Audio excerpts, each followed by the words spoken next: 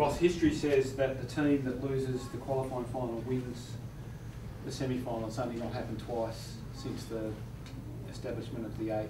How do you buck that trend on Friday night? Yeah, well, the way we'll go about it is we want to prepare really well again. Certainly Adelaide have defeated us twice this year. We come from behind in the first one and then couldn't go on with it. And the second one, we were right in the game and then fell away late. So we certainly need to learn some lessons because they're a very good team. And, you know, over the course of the year, they've been a really well-performed team. But we certainly come in with momentum and belief.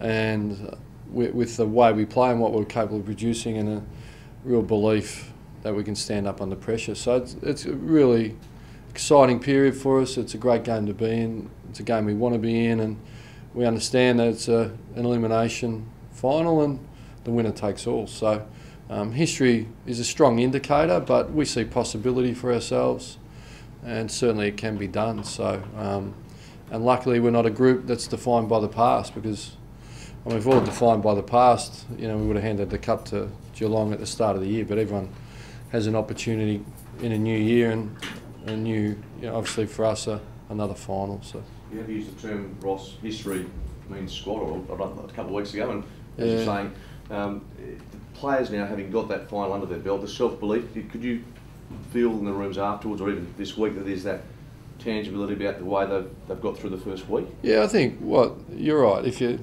doing things and you know you're getting what you're after, it certainly builds belief and confidence. So yeah, but we also know when the ball's bounced, you have to do it all again. You know, so you have to bring it to life. So they've had a really good capacity to do that, but they're certainly, you know, full of confidence and belief, as Adelaide will be as well. You know.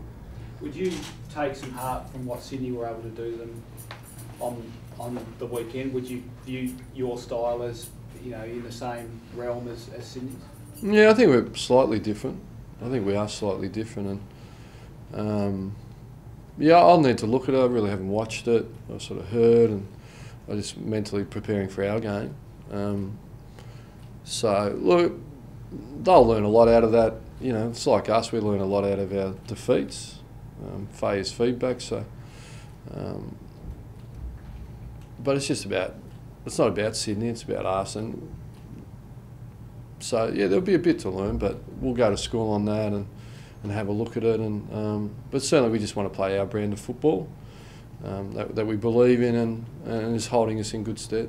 What were the major things that you learned from those 2 matches against Adelaide this year? Oh, look, you know, I'm still reviewing our game and putting it together, and we'll sort of put that to the players this afternoon. And then I'll go and look at the notes and read them and have a good think about it. And off the top of my head, I really can't remember. You know. Just in terms of their major strengths, then? Yeah, I can't really remember at this point. So, well, I think it's obvious what they got. You know, a really good clearance team and a couple of power forwards and small crummers, and they work really hard without the ball. So, I think they sit really high in all areas.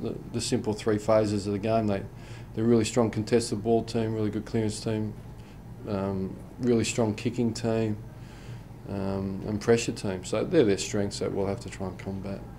How has the group pulled up? Obviously it's an unusually short turnaround. You've only got something like 2 days on the ground here, I think, before you fly out again. Yeah, it's not an unusually short week. AFL teams deal with 6-day breaks all the time, and we've handled them really well. I think we've had 6 or 9 of them throughout the course of the year. I'm not sure the figure because we don't emphasise short breaks. We just understand what we've got to do to deal with them. And it's the first time back-to-back travel, but it's irrelevant really. It's just, you know, be mentally tough and prepare really well and give yourself the best chance. You usually fly back the night of the game. How was it? Obviously, flying back the next day. Did it have any difference? Yeah, they slept in Melbourne. So.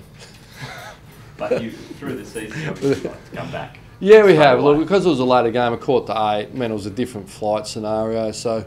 The conditioners recommended that it was just easier to stay and get a good night's sleep and come back the next day. And I know personally I felt better for it. You come back in pretty good shape and you get a good sleep, you know, because it's a key to recovery. So yeah, everyone looks pretty bouncy and healthy today. Just on the returning from Melbourne, a good crowd at the airport.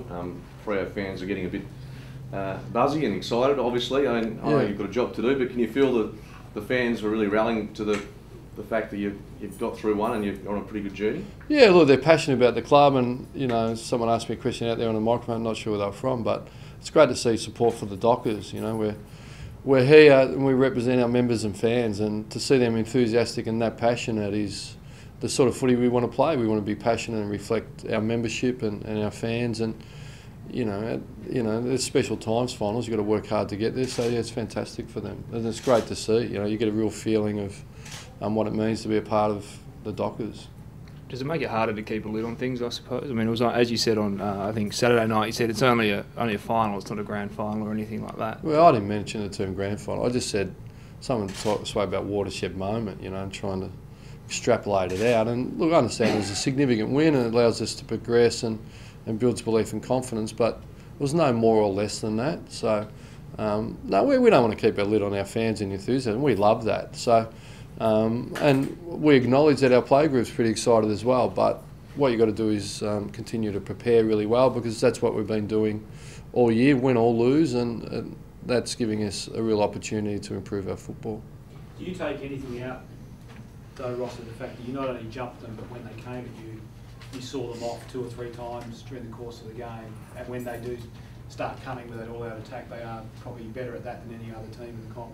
Yeah, look, they're an elite team, and it's fantastic to be challenged, and it tests your mental toughness. And the group showed, our leaders have been fantastic. Centre square bounce group stood up and cleared the ball, and a lot of our leaders, David Mundy and Aaron and Matty DeBoer and Matthew as well, and Hayden, they stood up and led the younger players through, and Adam McPhee was a part of that, and it was significant. You're right, when a quality team's coming at you, they really stayed focused and executed what they needed to, and scored when they needed to. So that was the group will take a bit out of that.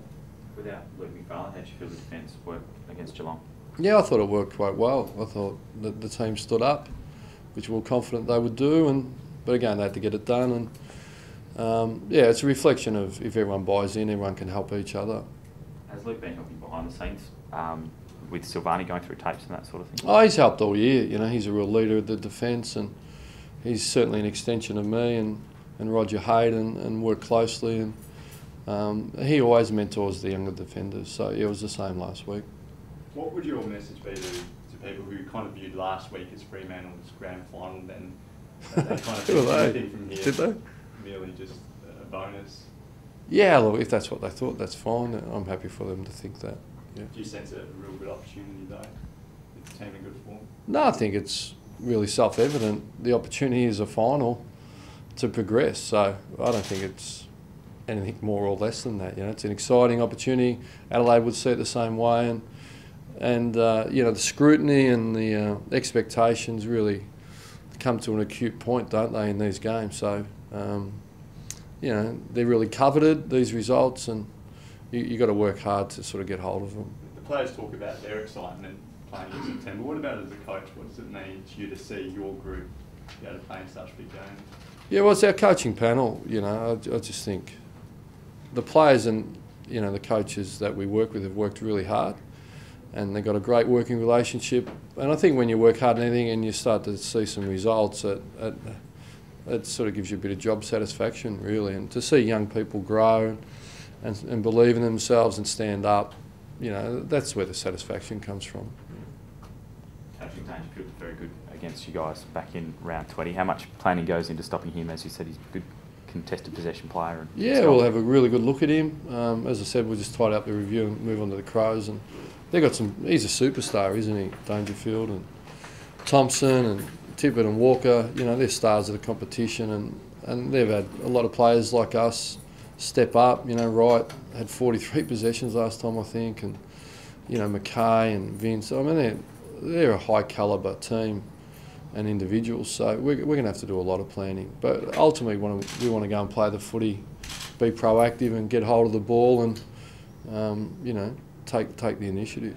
For those blokes who can kick goals from 60, 65 metres out, how hard is it to defend against them? What do you implement to? Yeah, we've got to make sure we stand a mark from 65. So I think Patrick ran through and kicked a couple of beauties, And look, he's a special player. He's good to watch, but we don't want to watch him and clap him too much this week. So are they the deepest midfield in the comp now, Ross, and therefore the hardest to choose an opponent for Ryan?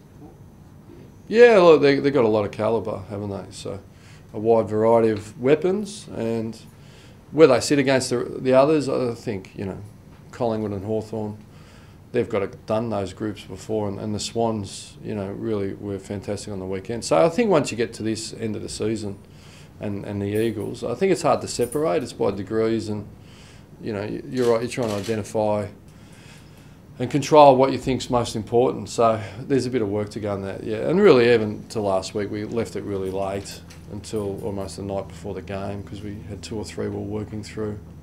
So yeah, it's going to be difficult, but a challenge we're up for. It's really exciting. Yeah.